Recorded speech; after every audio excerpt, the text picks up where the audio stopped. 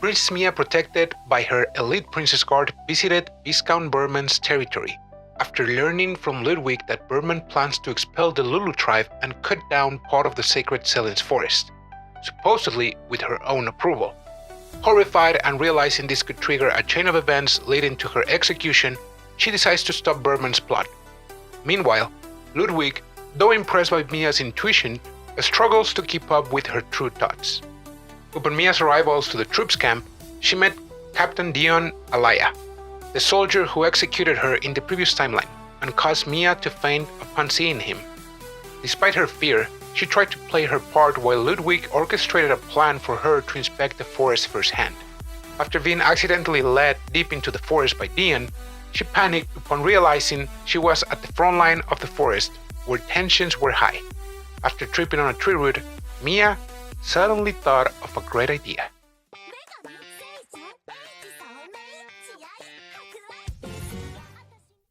That's right. It's all this tree's fault. The tree is to blame. Princess Mia? This insolent tree!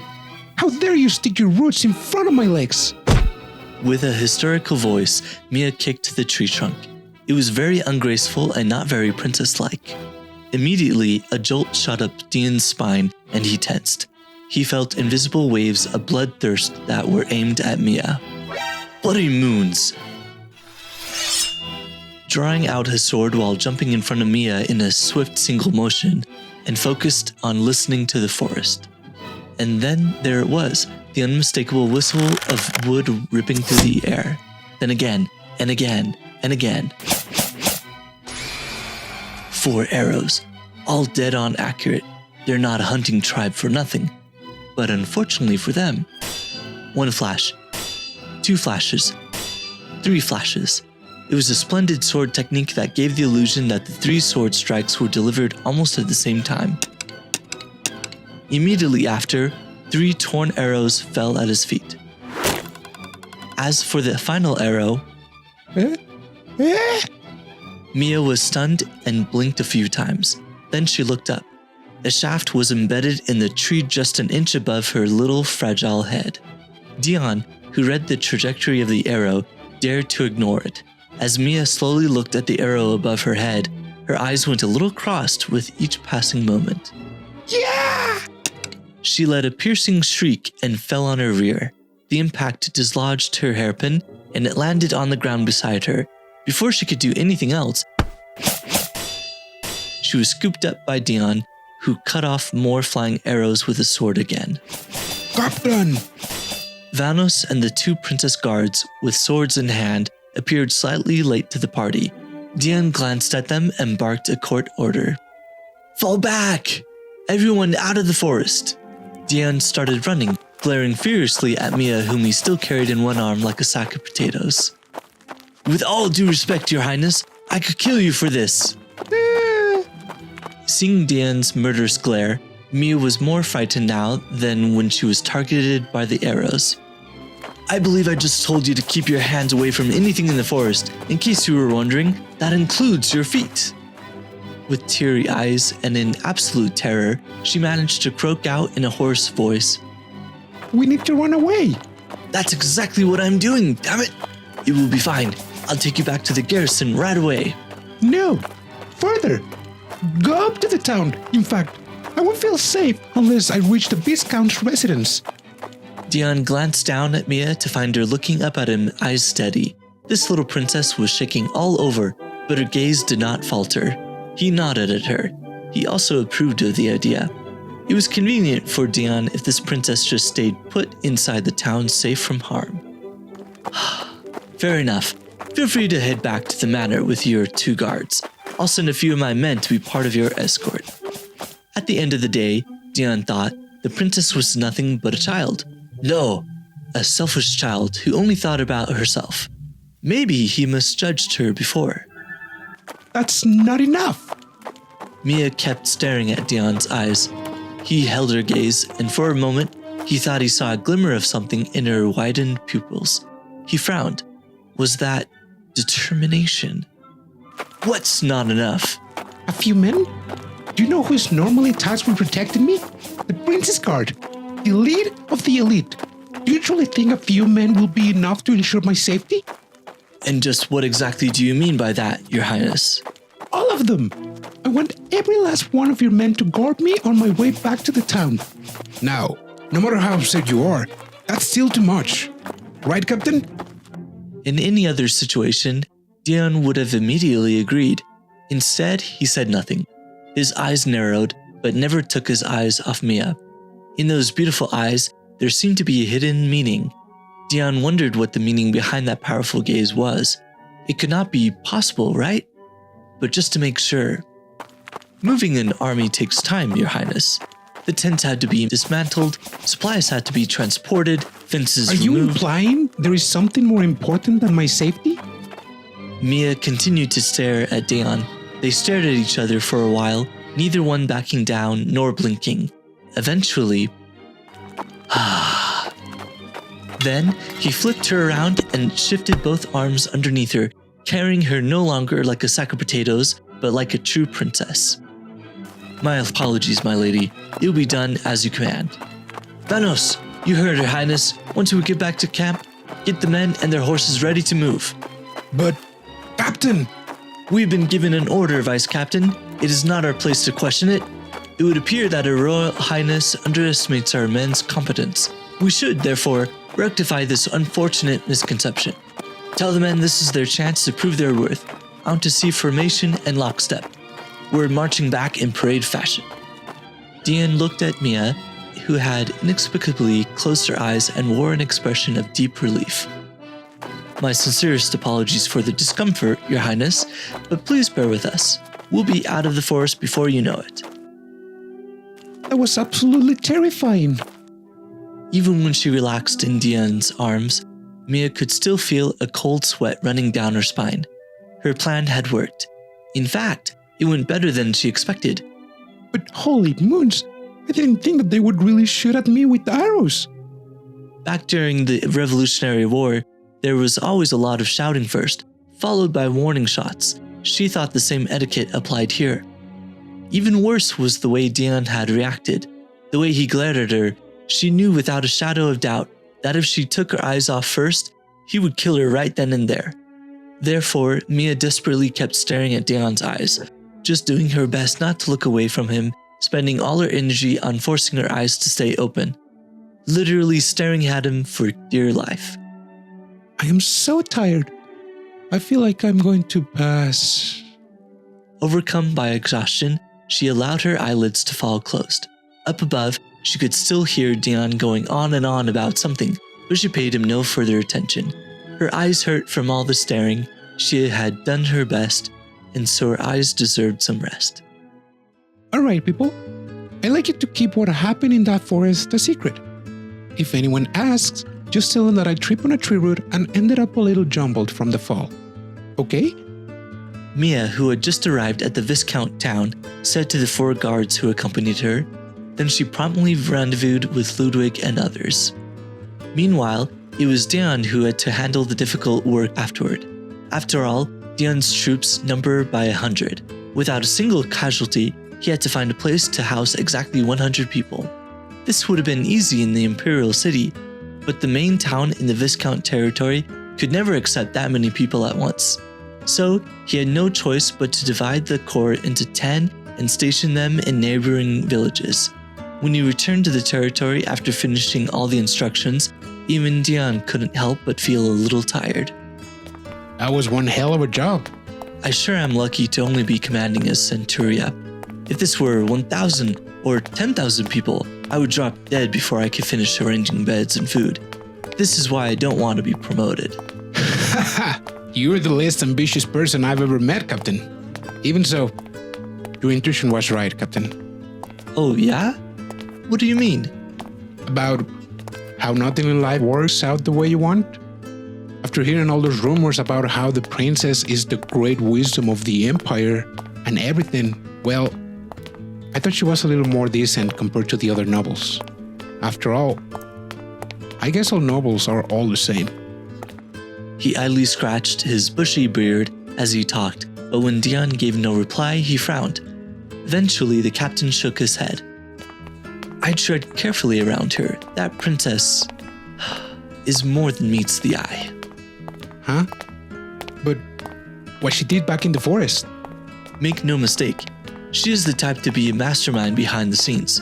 If you sit her in a war room and give her a command, she will make it look like she is losing until she snatches victory from you in the final moment.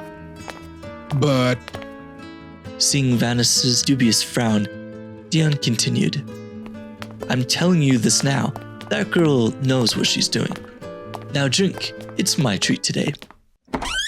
The two men made their way to the local tavern where upon entering they were greeted by some familiar faces. oh, Captain Dion. Greetings, Captain. Were you able to arrange accommodations for your men? The Imperial guards who had accompanied Mia quickly stood up and straightened their posture. At ease, we're here for some drinks. Please accept our deepest apologies. This time, Her Highness has caused a great deal of trouble. Huh? Trouble? Her Highness has never acted this arrogant before. I can only think that she was upset by such close brush with danger. If you find it in yourself, please overlook her behavior today. Bloody moons. These guys too. Well, I don't think this is my role, but... Okay, listen. It wasn't any trouble and I don't mind. Rather, I think it is me who needs to thank Her Highness for the help. Huh? Her help? But why? You don't get it, do you? It was all a bluff. He pressed the guards back into their seats and sat himself down at their table. With a snap of his fingers, he caught the attention of a nearby server and motioned for a drink. After a short wait, a pint of ale appeared on the table. He grabbed the wooden pint, downed half of it in one big gulp, let out a satisfied sigh, and leaned back in his chair. At this point, the guard's patience finally failed them and one spoke up. So, Captain Dion, what's the bluff? Dion set his drink to the side of the table and leaned forward. Tell me, have the two of you ever been on the battlefield? A real one? The guards looked at each other. Their frowns told him more than enough. Not real experience, huh? See, the thing about armies is that they apply pressure by just being there. If anyone's planning any mischief, then just having an army station nearby is an effective deterrence. Now, this works great against bandits and the like, but against Sherman warriors who are willing to die for a cause, it might just end up provoking needless violence. When two people are both pointing their unsheathed swords at each other, the slightest trigger can lead to war. To stare down the blade of an opponent's sword is to stare death in the face, and the fear and anxiety that comes with that can easily morph into a desire to kill, to eliminate the threat at hand. Her Highness was quite perceptive about this. She felt the dangerous tension in the air upon arriving at the garrison. Then rather than watch from the sidelines, she decided to do something about it. The Lulu tribe isn't going to come out of the forest and raid us. They never were a threat to begin with. As long as we leave the forest alone, they won't attack us, and we can avoid any needless violence. The problem is that these nuances of the battlefield are subtle things, and the higher-ups are very bad at subtlety. Your dear princess probably knew getting our bosses to understand was a lost cause. So she took things into her own hands, and boy, what a power play it was. For the time being, by withdrawing the army, it relieved the tension, but that's just a temporary measure. So, what are you planning now, princess? What shall be your next move? Dion found the situation amusing. No, he was actually as excited as a kid before his birthday to know Mia's next plan. He couldn't help but smile unintentionally. And that's why it's up to you two. You get what I mean, right? Huh? Her Highness Mia's hard work may all be ruined depending on your actions. If you babble, and His Majesty the Emperor hears that his beloved daughter the princess was shot by an arrow, do you think he will let this slide? He will have all the Lulus wiped out. Why do you think your Majesty told you to keep your mouth shut about what happened? It is very important that no one finds out. Oh, so that's what it was. Of course. Our lips are sealed. The two guards saluted him as he looked from one to the other. Bloody moons. Why am I of all people going around defending the princess? Just then, he remembered the young official who was always standing by Mia. Given how fast Mia's mind works, it wouldn't be surprising if she forgets to fully explain her plans to her aides. Those who assisted her probably had it rough. Figuring out the princess's intention must be hell for that follower with the glasses. He raised his mug in a silent salute for that glasses fellow, as he smiled. Cheers to you, poor bastard. I sure am glad I'm not in the same boat as you. As he downed the rest of his ale and savored the sweet taste of Schadenfreude. Captain Dion, can I take a moment of your time? The man whom he had just toasted appeared behind him. All of a sudden, he had a very bad feeling, as if his metaphorical boat was looking suspiciously similar to someone else's. Something told him that this glasses guy that he was mocking about earlier might not be the only poor bastard in this tavern. When Mia arrived at the Viscount's main territory, she had fallen into a comfortable stupor of victorious exhaustion. Ah, heavenly moons, I miss the bed. Being in bed sounds like a terrific idea right now. Of course, she cannot afford to go to bed at the moment. For the time being, Mia told Dion and the other three to keep quiet about the forest. I can have the other finding out that I threw a tantrum after tripping on a tree root. Literally, no one would actually be surprised if they hear Mia throwing a tantrum after what happened. But this time, Mia felt that her behavior was rather embarrassing. Getting angry at a tree for tripping her and making a scene was bad enough, but almost earning herself some arrows in the head? The thought alone was enough to make her cringe. Mia isn't shameless. Her sense of shame is just a little weird. Upon returning to the Berman manor, she was immediately called by Viscount Berman. Mia, as the princess, is under no obligation to answer such summons, but this time it was the perfect timing for her to say something to the Viscount, so she decided to respond obediently. Your Highness, what's the meaning of this? You can just do something like that. The place is dangerous. If there was any confusion, this could have... Oh! Are you proposing then that a mere handful of men would have been sufficient to ensure my safety? Knowing that the area is dangerous, as you claimed, is it enough to be escorted by 2 princesses' guards? No, that's never the case. But you did go to such a dangerous place without my permission. I'm afraid I might get in trouble. The land of the Empire is the Imperial family's land.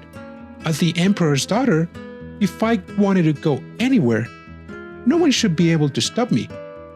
Nor do I need any permission. Am I wrong? Mia was in full-blown arrogant and selfish princess mode.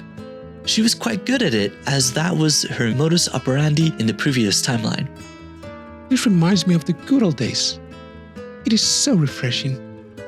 It had been such a long time since she had a chance to apply the good old Mia specialty on someone, and her face was shining with delight. Oh, that reminds me. I have developed an interest in those forest lands. I wish to discuss them further with my father. So, I'd like you to refrain from logging the trees or having any military operations there for a while. Stop! I beg your pardon, but that is much too dangerous. How can we defend ourselves if that savage tribe suddenly attacks us? I see no reason to worry as long as this town is sufficiently fortified. If that tribe attacks any of those neighboring villages, just let those villages handle it themselves. Why concern yourself with such petty matters? She tilted her head a bit in a perplexed fashion. Her lips, however, were curled up ever so slightly in a devious grin. What Mia said was exactly how the Viscount himself would act in a normal situation. It was this prevailing attitude of the majority of the nobles that would make refuting Mia's words difficult, as it would be as clear as day that Berman had special undisclosed interest about the matter. Berman had no choice but to shut up. Well then, I guess that is everything. I thank you in advance for making the necessary arrangements. Mia tugged at the hem of her shorts and gave a not-so-respectful curtsy and left the Viscount's room. Only after concluding her talk with the Viscount and returning to her chambers did Mia come to an important realization. Mia-sama, where is your hairpin? Mia hurriedly put her hand on the side of her head where she felt nothing but her own hair. That's odd. It's not there, is it? She had not changed her clothes yet since arriving in this town, and she also certainly did not change her clothes while she was in the garrison. She can't remember when or if she took off the hairpin. Mia, who tilted her head slightly and slowly sorted through her memories of the day until one particular scene made her turn blue. Ah! It was at that time. That must have been when it happened. When they tried to shoot me with an arrow. I must have dropped it. Or maybe it was when she stumbled on the true route. But in any case, it seemed like she lost it while she was in that forest. Oh no. This is bad. Really bad. Just now, she was proud of herself for having stopped a conflict that could have broken out at the edge of the forest. But now, she has lost the hairpin that seems to be closely connected to how all the trouble started in the first place. Losing something like that seemed like a terrible omen. What might be a small thing could ignite the spark of revolution. Then, like a wildfire, the swish of the guillotine. Then the thud of decapitation. No way. I refuse. I absolutely don't want to go back to that again. And there was another reason behind her desire to get that hair accessory back. It's for the child who gave it to her. Had it been a normal gift, she wouldn't really care too much. But since she found out that it was his mother's keepsake, she realized it was terribly precious. Mia was sure that he would be sad if he heard that she lost such an important gift. She doesn't want him to be mad at her. Even if he wouldn't be mad, she wouldn't know how to face him next time. Nothing good comes out of treating sincerity with contempt. Then there's only one thing Mia should do. I have to go and find it. I need it back. What do you mean, Mia-sama? I'm sorry, Anne, but could you call Ludwig? My apologies for calling you at such an hour, Captain Dion. Not at all. It is natural for us soldiers to work at the will of your highness, no matter the place or time. Dion kneeled down and bowed his head. He paid proper homage to Princess Mia, who saved the lives of his own subordinates. For him, this was a rare and exceptional attitude who is usually cynical and sarcastic. Is that so? It's kind of creepy hearing that from you. Actually, there's something I need to do, and I need your help for that. For some reason, Mia was staring at him cautiously. After hearing her explain her intentions, he frowned. So, you want to go to the forest to get your hairpin back? Is it really expensive? So far, she doesn't seem to be the kind of person to worry about expensive things. Maybe it's a gift from someone special. Despite Dion's speculations in his head, her ensuing answer only confused him further. So, it is something you got from a child in the slums. No matter how much it meant as a keepsake of the child's mother, he couldn't understand why she would bother to return to the forest for such a thing. I am perfectly aware that what I'm asking you is quite selfish as me, but... Sure, let's go. What? Your Highness gave me a great favor by creating an opportunity for my soldiers to withdraw from the front line. The least I could do to repay such favor is to listen to one or two selfish requests. Besides, I'm sure it is more than just selfishness, right? Dion said the last part in his heart as he showed no hesitation in agreeing to her request. That said, I can't move the soldiers, but I'm here, so if you don't mind, I'll take you there myself. Oh, me? Alone? With you? As in just the two of us? Mia's face turned a few shades bluer for a moment before she managed to squeeze out a few more words. Fine. I suppose that can work. Captain Dion. Oh, Ludwig-san. If I could add one more request, I would like to ask you to do everything in your power to keep Mia-sama safe. The Empire needs her now, and in the future. As you wish. I owe Her Highness a favor, and I am not a man who doesn't repay a debt. After all, I owe her a big one. In that case, there is one more thing I would like to ask. what else can I do for you, Ludwig-san? Once this incident is fully concluded, I would like you to join our cause and become one of Her Highness' allies. Join your cause, you say? Those aren't words to throw around lightly, Ludwig-san. Also, I was under the impression that Her Highness did not like me very much. Since this invitation was coming from one of Mia's most trusted aides, he must have misjudged how Mia thought of him. Also, you're not giving me much to work with here. Tell me, what exactly would I be doing? Should I join the Imperial Guard and do the whole serve and protect thing? Not that I wouldn't, mind you. Hell, that seems to be fun too. Considering your sword skills, you'll be the most reliable guardian. That is certainly a fascinating suggestion, but that's not it. I want you to be general. You want me to do what? Me? A general? Of the Black Moon Ministry? Let me explain. I work in the Golden Moon Ministry and I have connections with other departments that handle internal affairs. But unfortunately, I have no influence over the Black Moon Ministry or any military affairs. In order for Her Highness' plans to bear fruit, I, a civilian, am not enough. She needs more allies who both understand what she's thinking and have the capability to help her get there. For that reason, you want me to work my way up to the very top and help her from there? In a sense, what Ludwig was asking him was more difficult than being an Imperial Guard and putting his life on the line for Mia. For Dion, who has no desire for titles or prestige, politics were nothing but his pain. But, now when you put it like that sounds fun too. Nobody was more surprised by those words other than Dion himself.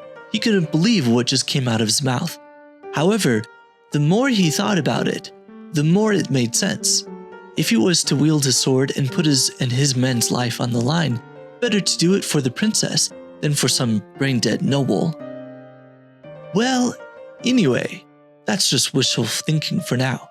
There's no guarantee that we will be able to make it out alive, never mind resolving this conflict peacefully. What's so funny? No, don't mind me. It's not a big deal. I just find all of this amusing.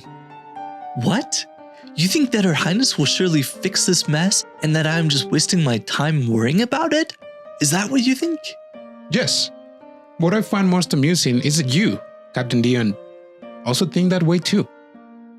When Ludwig pointed it out, Dion was surprised. Indeed, he certainly did not feel anxious.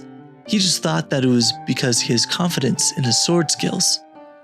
Was I also thinking that so long as I leave it to Her Highness, everything will turn out fine? Dion laughed. The thought of it was both amusing and also vexing. The secret talk of this night will be a renowned piece of history appearing in numerous textbooks and papers. They feature two prominent characters. The first was the prestigious Chancellor Ludwig, who eventually came to be known as one of Mia's 4 heavenly kings. The second, also of the 4, was the great General Dion Alaia. It was the first encounter of the 2 men who will devote their lives for Mia's cause. It will be a friendship forged through adversities, but it all began on this fateful night of secret talks. This is it for this video. We will continue with the story of the Guillotine Princess in the next episode. It was Marco and Brian from Jobless Weaves. Matane!